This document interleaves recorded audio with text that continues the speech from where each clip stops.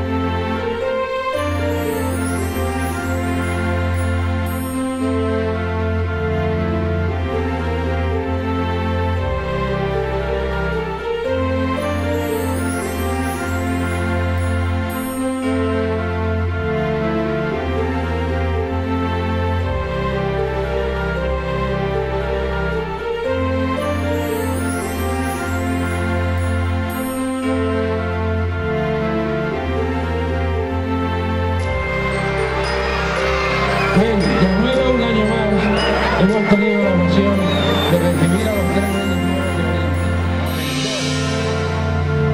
Y a Baltasar los recibáis, los niños de Caravaca, con un fuerte aplauso.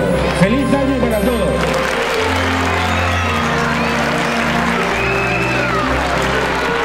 Buenas noches, niños y niñas de Caravaca. ¿Estáis bien?